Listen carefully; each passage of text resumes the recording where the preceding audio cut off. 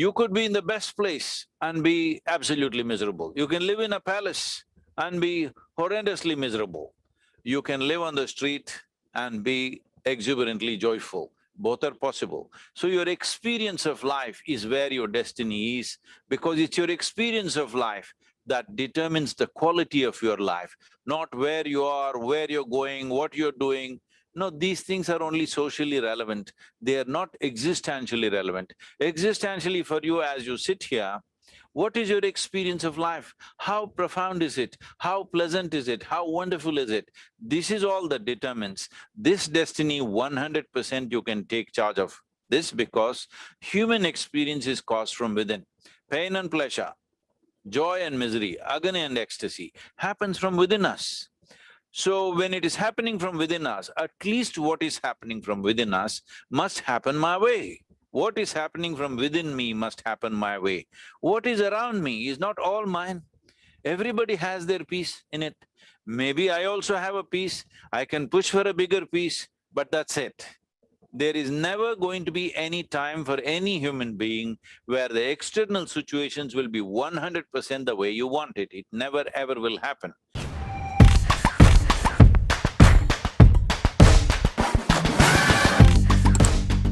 Hi, everyone, and welcome to our Mind Valley podcast. Today's guest is the famous Indian yogi, mystic, and visionary, Sadhguru. Now, this is not an ordinary guest. I gotta say, Sadhguru is one of the most profound individuals I've ever had on the Mind Valley podcast, and he is blowing up across the world right now. You may have seen the recent Instagram post from Will Smith when Will was hosting Sadhguru in his home. Sadhguru is an unusual man. Firstly, when you think of Indian mystics and Indian gurus, I think many people reflect on names like Paramahansa Yogananda or Osho. What I like about Sadhguru is that he is, in every sense of the word, a mystic. He is a yogi, but he's also a guy who rides around the United States on a motorbike. And as I'm interviewing him right now, he is in a trailer in Monterey, traveling across the country, experiencing… I wouldn't drive a trailer. I'm in a small camper loaded on a truck. You're a camper loaded in a truck. Well, you're also a man who loves facts, and thank you for correcting me. Now, I'm going to read out so Sadhguru is here with me, and Sadhguru, I'm going to read out your bio for people who may not have heard of you. I want you to know that this is the man who has been named one of India's 50 most influential people by India Today. That is a huge honor, given that there are approximately 1.4 billion Indian people in the world today, me included. He has been featured on CNN, CNBC, Fox, PBS, BBC, the New York Times. He holds a Guinness World Record. And I love this one. There's so many useless Guinness records out there, but he holds a Guinness record for Project Green Hands, where he was involved in planting over 800,000 trees in 3 days with 200,000 volunteers. He's been invited to speak at the United Nations, the World Economic Forum, TED, Google, Harvard, Oxford, Stanford, and other esteemed organizations. Now, Sadhguru is out with a new book called Karma, and the book is blowing up on Amazon. Right now, as I'm reading this, the book is an editor's pick. It is in the best of nonfiction category, and it has close to 400 reviews, 5 stars. That is key. It's very rare to see a book. I am reading the book right now, and I got to tell you, it is one of those books that is so beautiful because it gets you thinking about the world in a new way. It's surprising. It's stunning. Some of the chapters will raise more questions, but that to me is the mark of a good book. And so let's welcome Sadhguru onto the Mind Valley podcast. Sadhguru, welcome. Namaskaram. Wherever you are, all of you, namaskaram to you. Sadhguru, there are 3,000 people live with us today, and I'd like to kick off with the first question. We're going to be talking, I know your body of work covers a wide spectrum, but today we're going to be talking about karma. What is karma, and why did you write this book?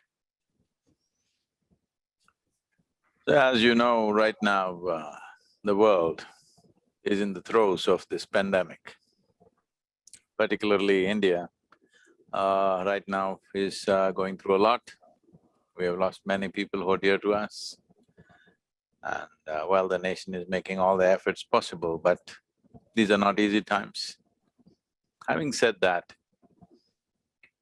karma means action. Whose action? My action. Whose responsibility? My responsibility.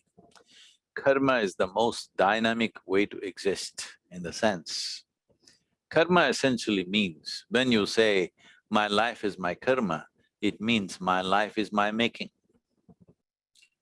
Well, for a long time, people to be just able to handle difficult situations, to be able to handle situations which don't fall into our patterns of logic and reason, we have been telling people that everything is managed from up above. Well, the coming generation of people once again have come to a place, the ancient generations knew this very well, but once again, after many centuries, the coming generation of people, I don't think anybody of the next generation want their life to be managed from heaven. They want to be in charge of their lives. If they want to be in charge of their lives, it's most important to understand that there is something called as karma. Karma means it is the residual impact of all the actions that you perform. When I say action, as you sit here, your body is doing certain functions, which is an action.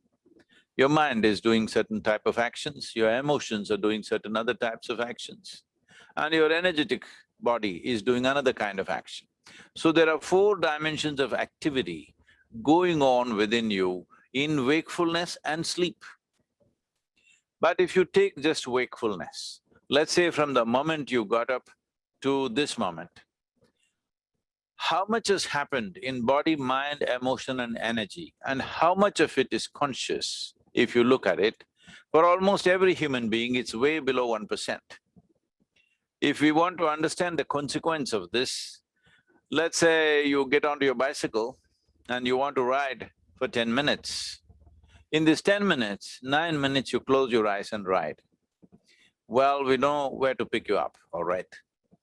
So this is what it means. Right now, people feel that life is hitting them from various, they don't know from where. They think somebody from up there is slapping them in the face. No, this is the residual impact of your own karma. Karma does not mean that you did good or bad, it's not about good and bad karma. It is just that everything that happened to you in terms of thought, emotion, action and energetic reverberations, the residual impact is there as memory. When I say memory, your existence itself is memory. Say you are Vishen, how? Because there is a certain memory bank. If we take away this memory, there is no person like you. If you further go and take away your genetic memory, there is no this human being at all.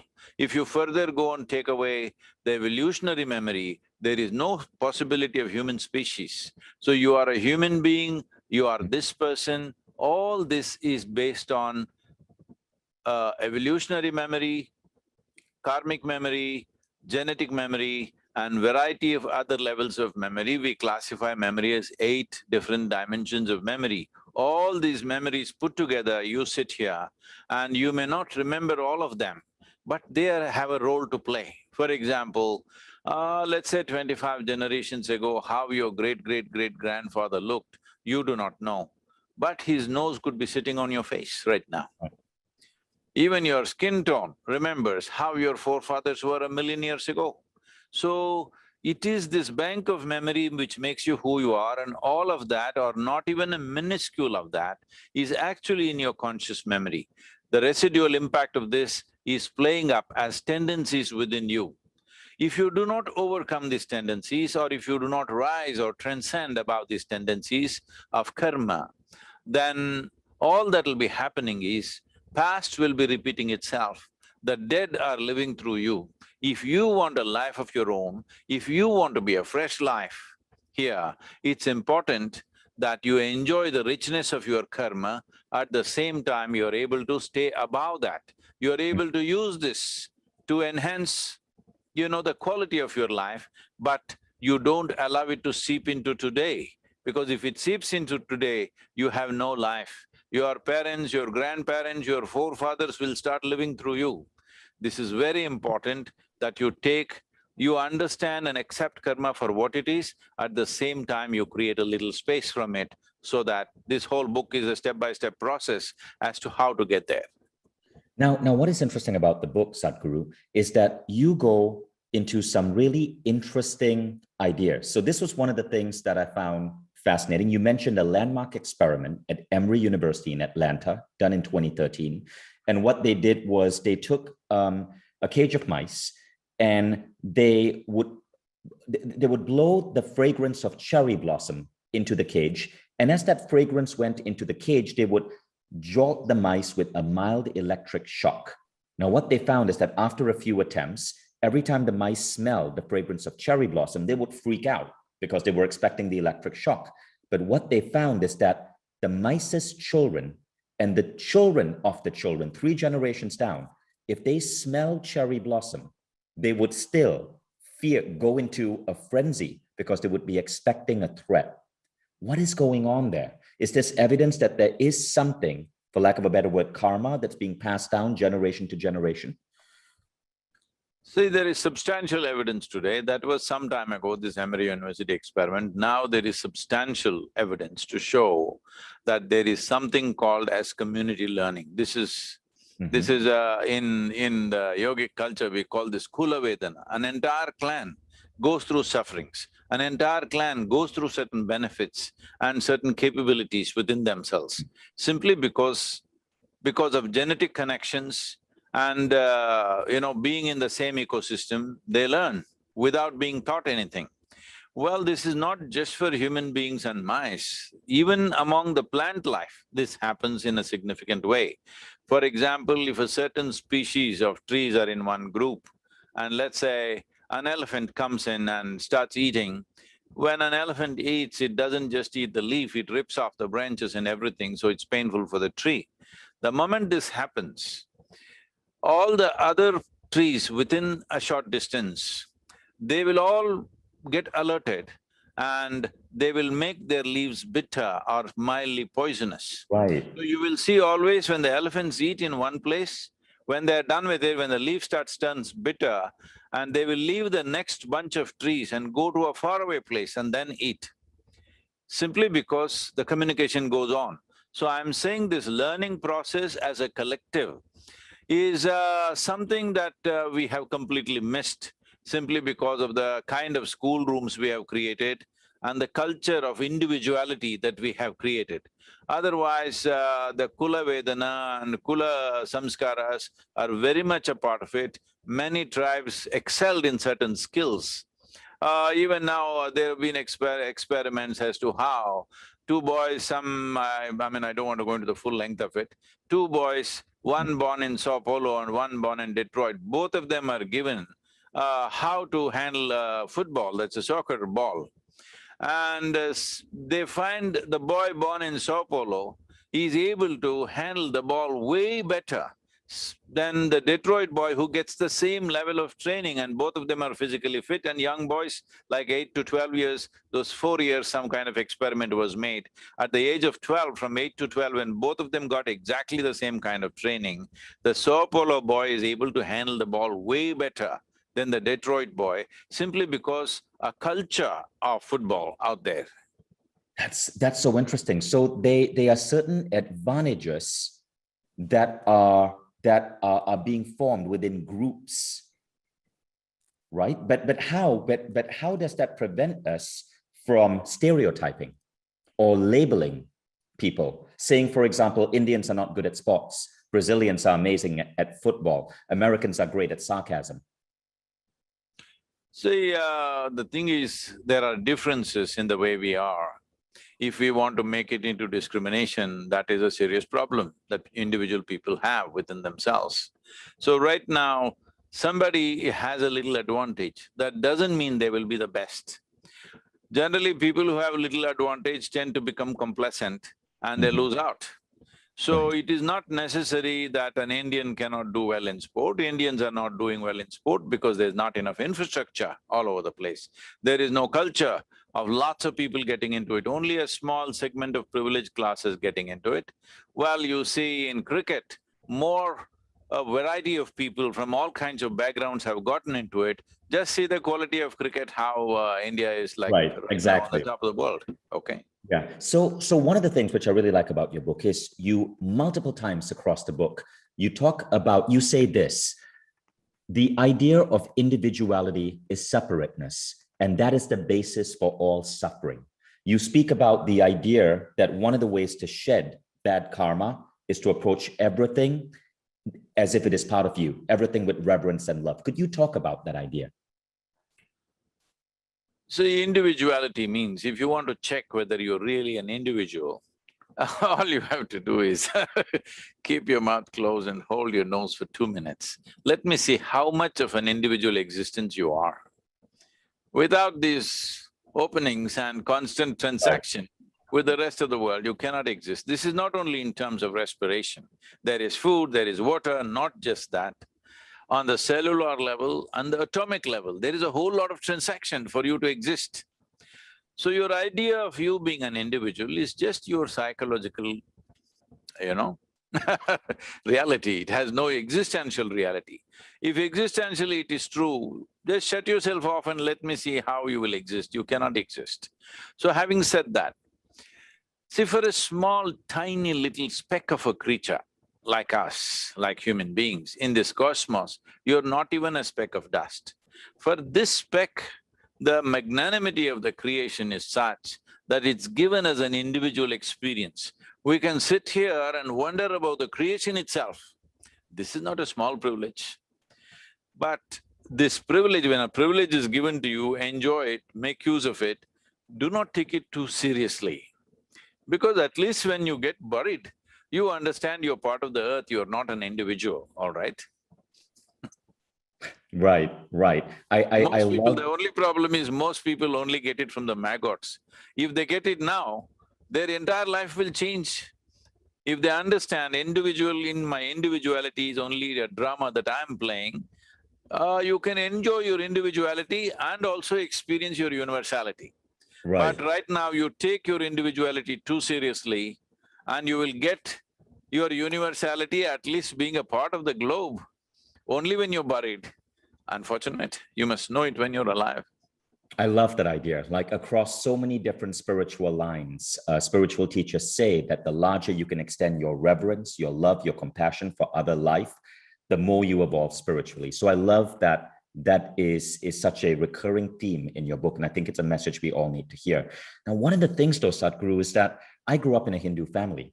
And karma was always explained to me in a very weird way that confused me, so much so that at the age of 19, I told my dad, I'm no longer a Hindu.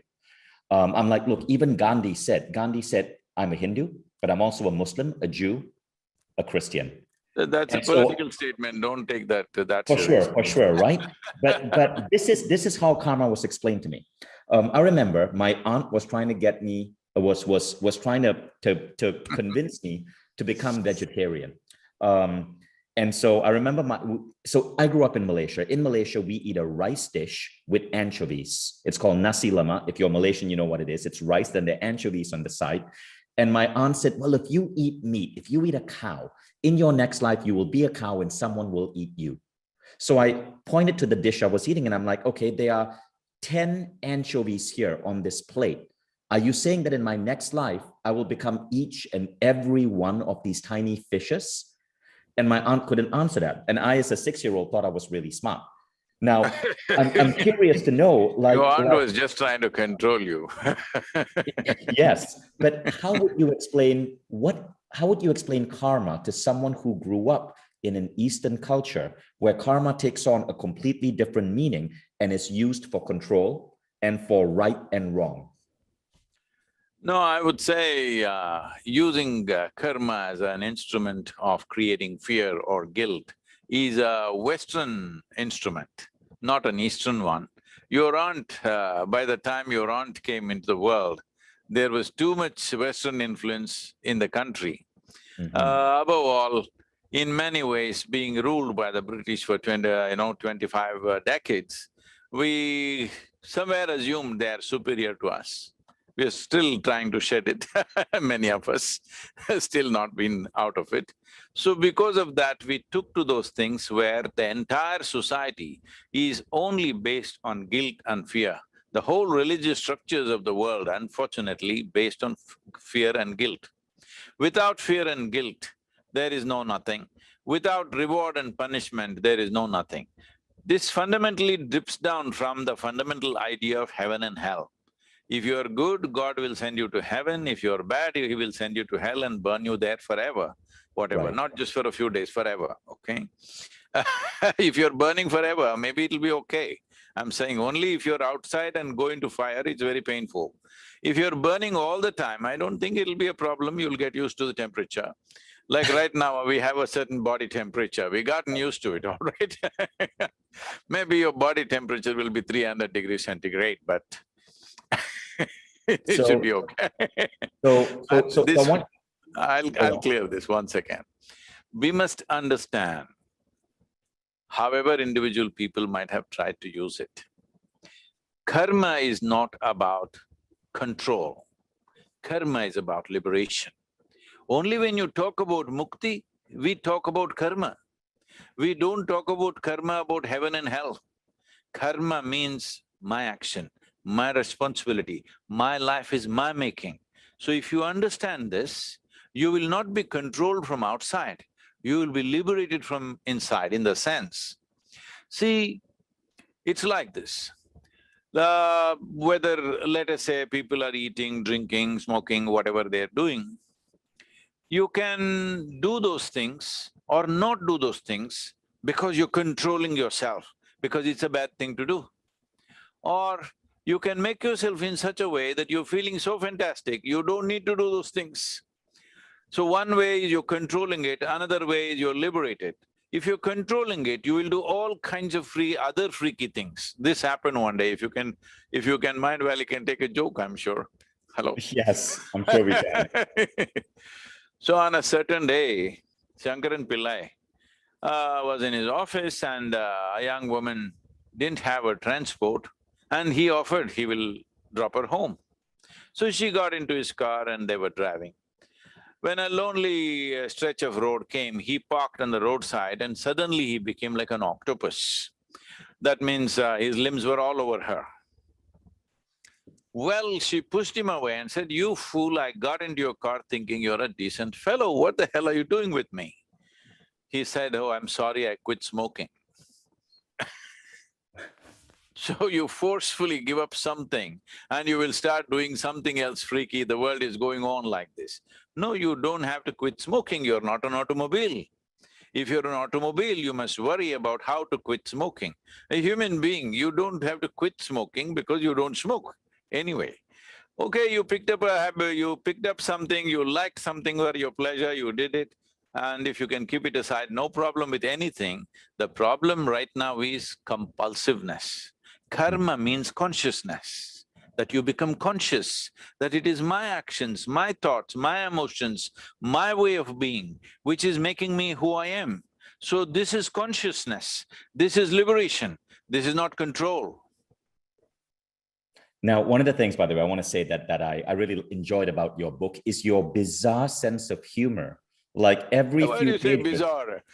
because because well, I'll, I'll explain why I say bizarre in a moment, right? Every few pages, Sadhguru leaves a joke, right? He will say, he will make a point and then he'll go, and this happened. And then he will tell a joke. But your jokes are all, they are, well, anyway, your jokes are about people over drinking, about people visiting prostitutes, about a guy painting a donkey red.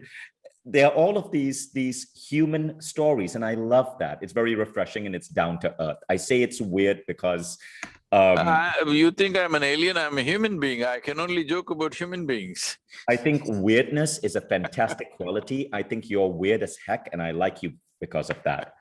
I don't like, I'm not as fond of gurus who take themselves too seriously. See, I'm the only one who is normal here. So just because people think just because I don't shave, I'm weird. People But who are have you cutting tried themselves that? up must be… But have you tried that? Have you tried shaving? Why is it that gurus always have to grow a beard? No, it's not that gurus have to grow a beard, it grows on every man. Why some men have to remove it? That's a question they must answer. I didn't do anything, why are you asking me? No, but I'm curious, like, why don't you trim it? But 'Cause why? Why don't I'm you just trim your curious. nose? Have you ever thought about trimming your nose? It could be really… if you cut it up nicely, it could No, look really jazzy, huh? because I've interviewed Sri Ravi Shankar, Mahatria, all of you Indian sages have a really big beard. So I was just wondering why, right? You know, No, I'm that not grows on all judging, I'm men. just asking. I'm giving you very vital information. It grows on all men.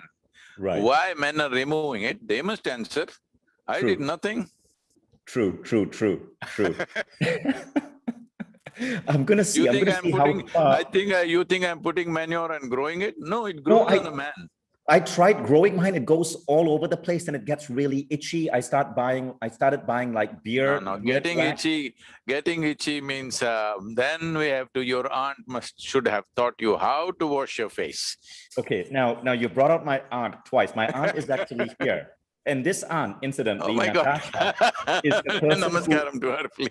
who actually, Aunt Natasha, I don't know if it was you who made that joke about eating fish, but I am going to bring you live because she's the person who introduced me to you. Several years ago, she told me, Vishen, you don't have Sadhguru on Mindali. I'm like, and at that point, I didn't know who Sadhguru was. And she kept, every few months, she'd text me, one of your videos, you got to get Sadhguru, you got to get Sadhguru, you got to get Sadhguru. She didn't say if you don't get him, you'll go to hell or something. She didn't say that. I don't, maybe she did. Then she's transformed. She's transformed you. So Natasha, you are now a panelist, and I told her I would bring her up and to honor her for introducing me to your work. She can turn on her camera and ask you a question. Hi, Natasha. Do you have your mic on? So Natasha is in Indonesia. Natasha, Namaskaram. turn on your mic. You're muted.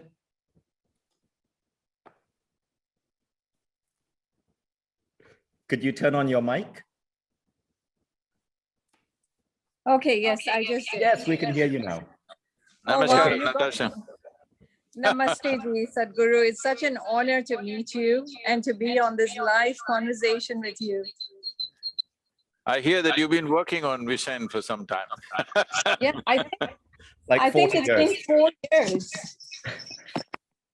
It's been 3 years or 4 years when Sadhguru was in Malaysia and he was there for some economic forum or something. Maybe. But so I call my aunt Natasha Rainy, right? That's just my nickname for her. So Rainy, you have a question for Sadhguru. What is your question for Sadhguru? All right. First of all, Sadhguru, I'd like to thank you so much because I had attended one of your courses in Singapore at the Marina Bay, and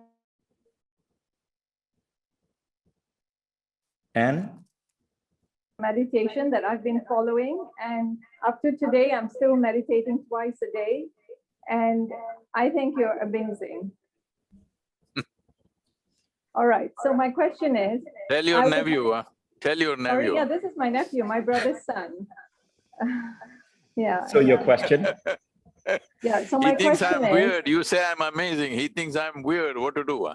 No, I think he means that you're very different from all the other gurus. You have a great sense of humor. I know. You have a great personality and you're very, very frank.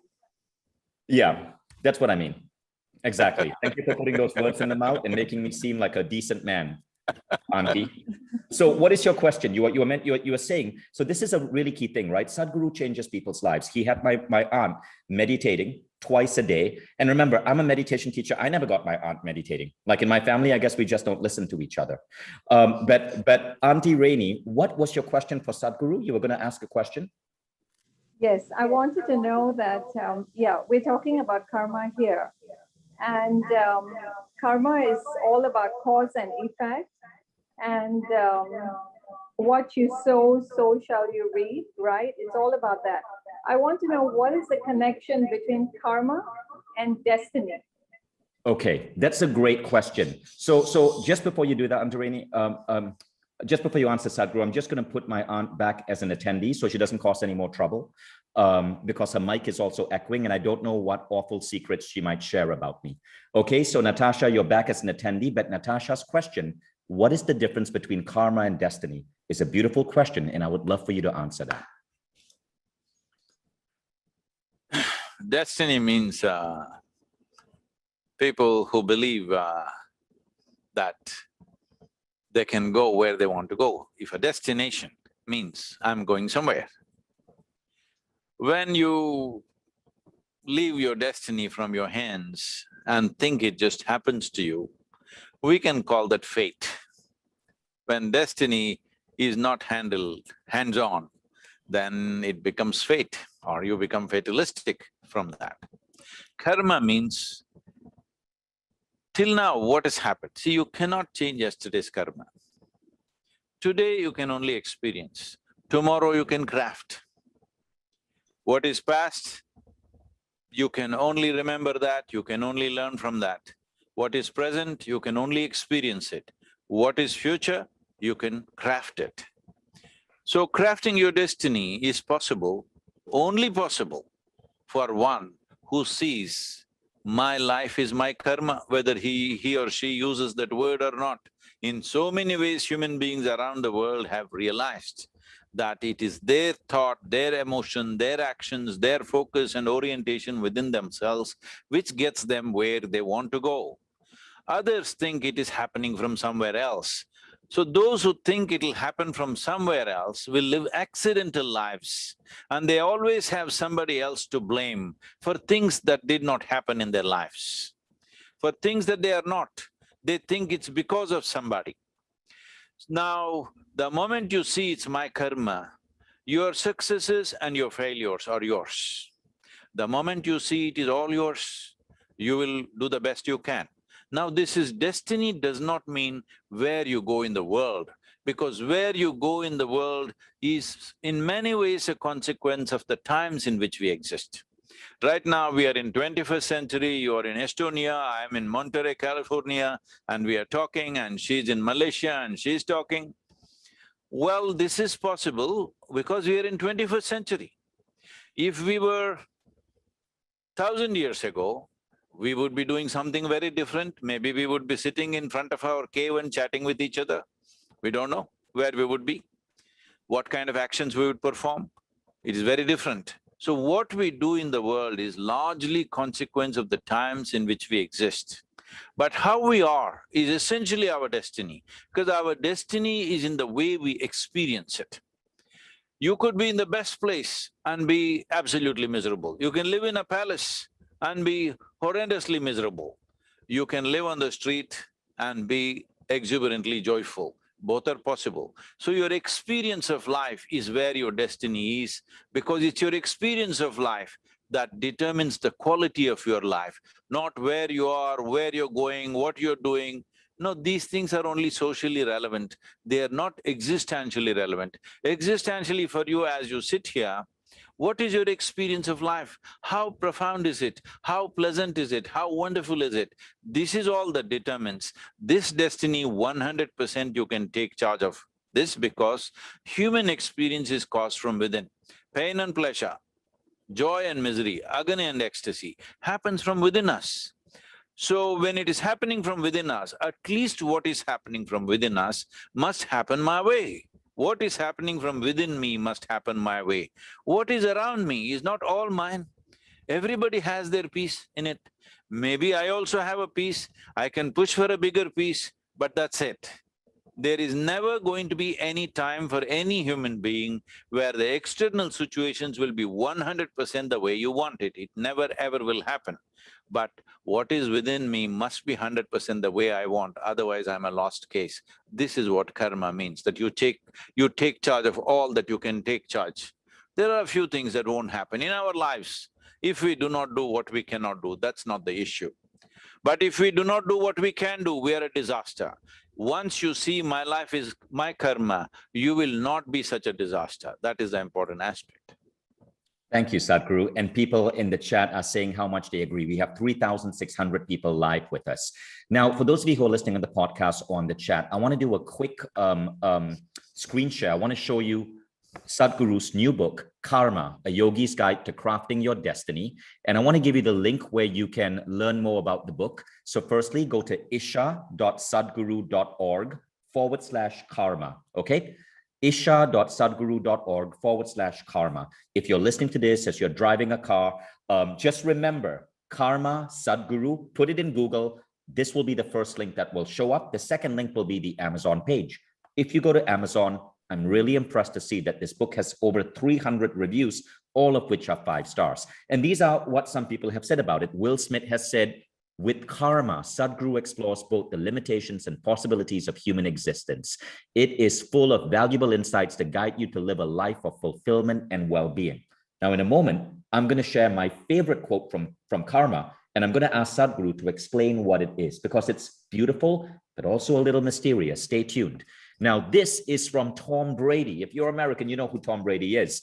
Forget what you think you know about karma. Sadhguru shows us it's not a punishment for bad behavior, but a vehicle for transformation and empowerment. This book will put you back in charge of your life. And then Rosanna Arquette said, the tools Sadhguru provides in karma brings me to a place of peace within myself.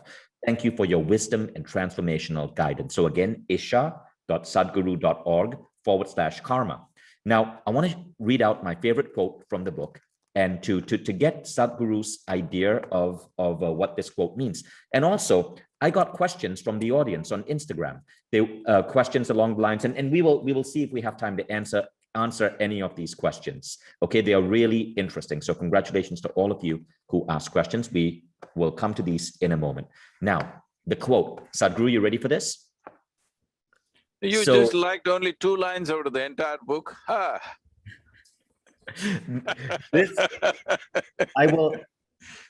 No, I actually highlighted a ton of information on the book, but you know what I think is a really great book is a book that opens up questions. It makes you think, it makes you wonder, and there are parts of your book which are rather mysterious. I don't want to share everything because we're gonna.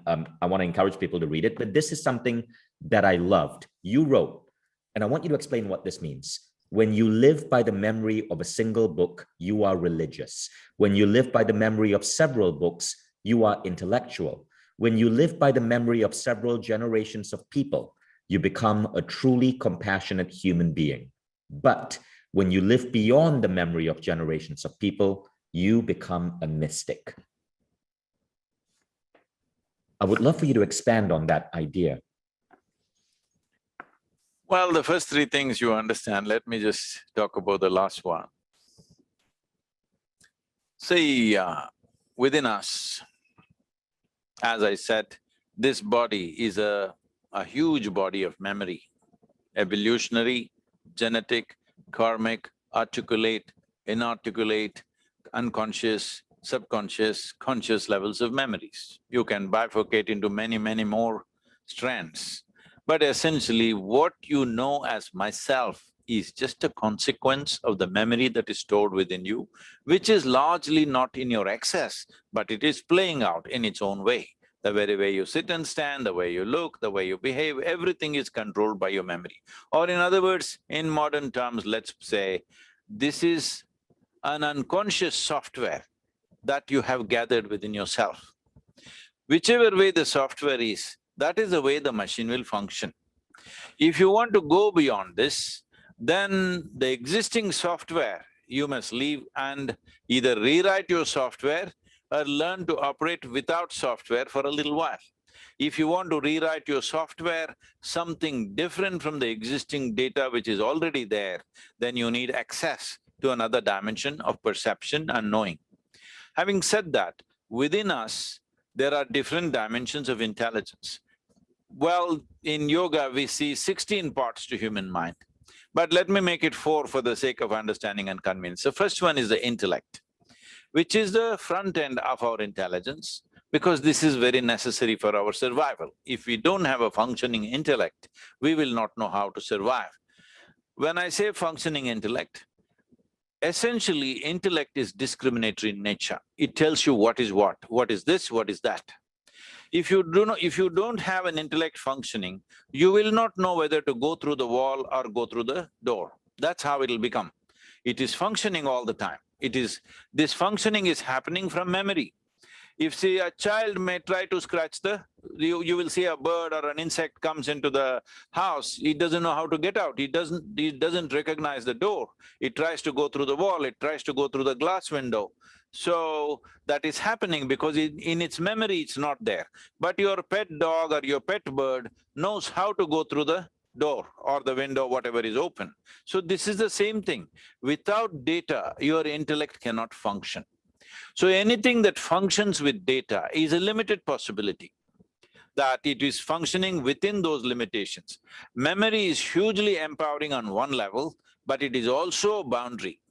That now I've seen you, if I see you again, oh, this is my friend Vishen, okay? Suppose you're not in my memory, I look at you and think, oh, who is this stranger?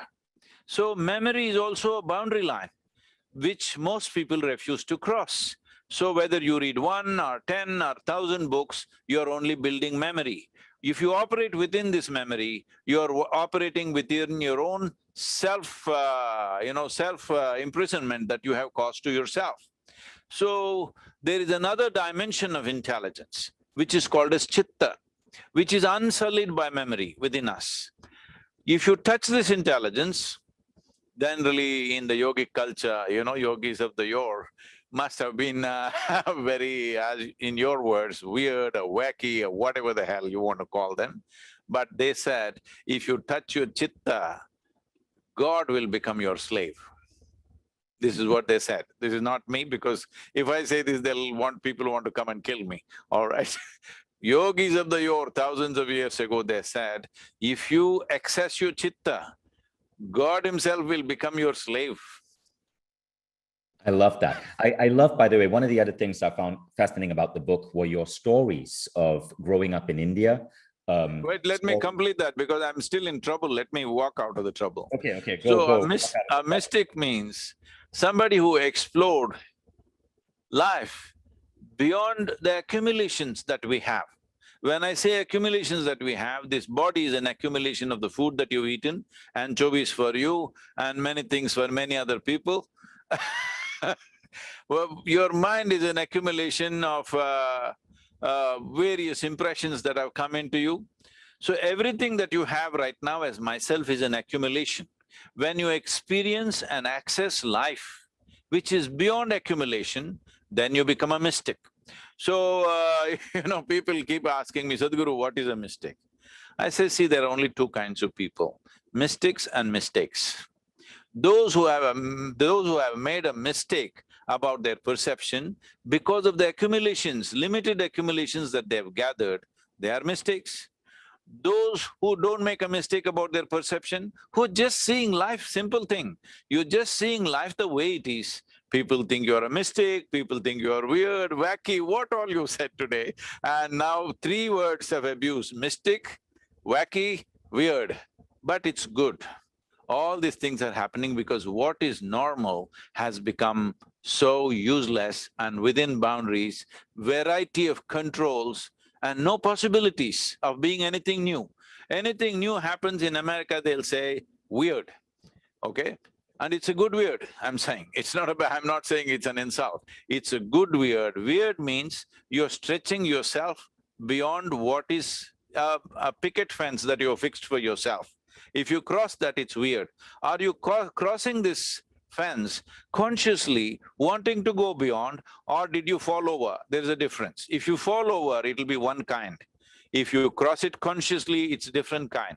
For this, the most important thing that needs to happen, if you want to create a world full of mystics, what needs to happen is our education systems have to shift from being purely unipolar in terms of just being purely intellectual, not using other dimensions of intelligence which exist within the human being. If that one thing happens, you will see a lot of weird people.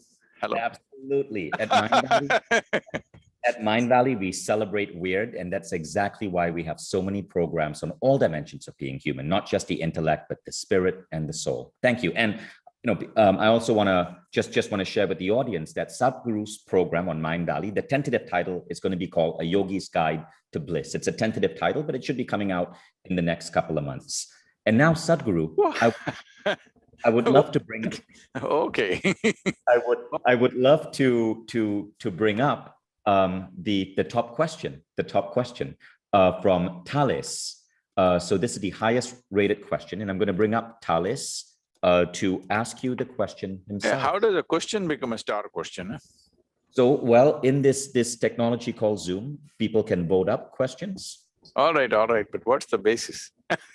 So I have no idea. No, I'm just joking, I'm sorry. So if feel free to answer the question in any way you want. Thales, you are now a panelist. Feel free to turn on your mic and video and go ahead and ask away. Just a second. Hello, Vishen. Hello, Sadhguru. It's a pleasure to be here.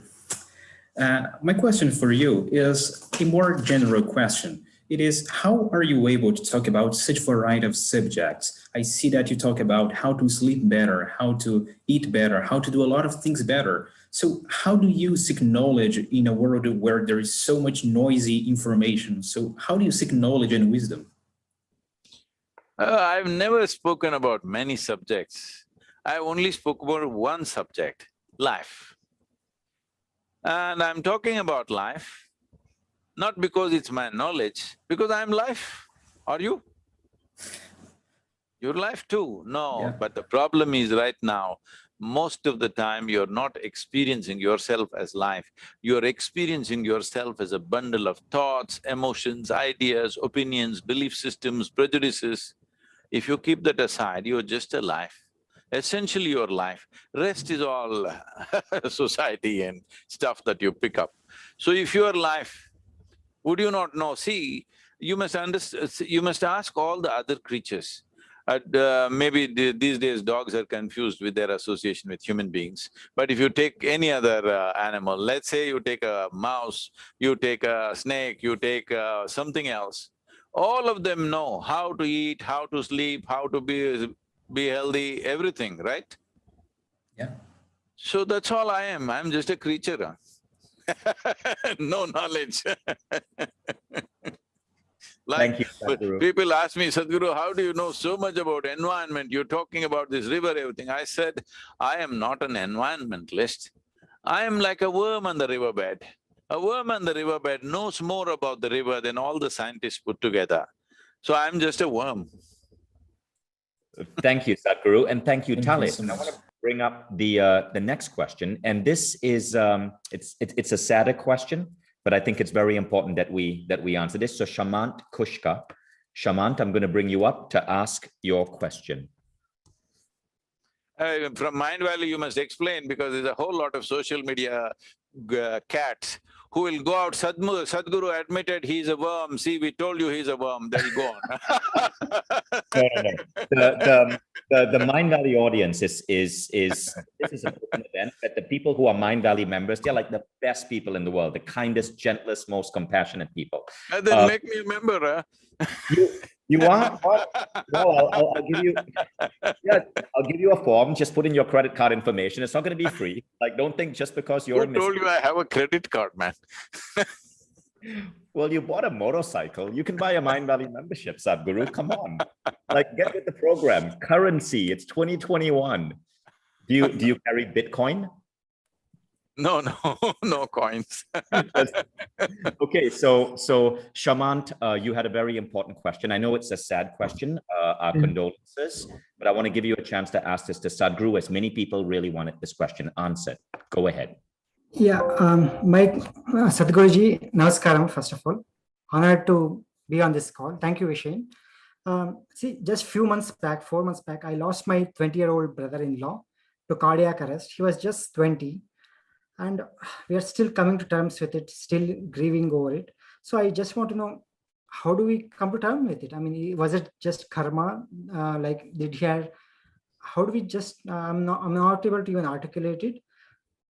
How do we come to terms with it? Was it just karma which made him… Karam, I'm sorry about that.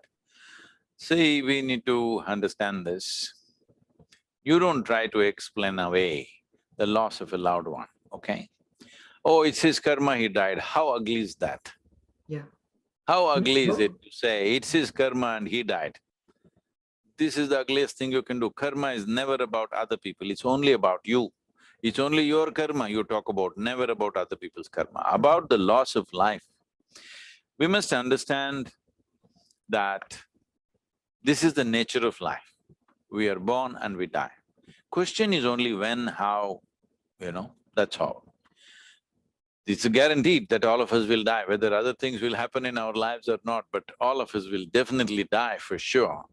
But unfortunately, it happens untimely for certain people because we have an expectation a human being means he or she will live a certain amount of life.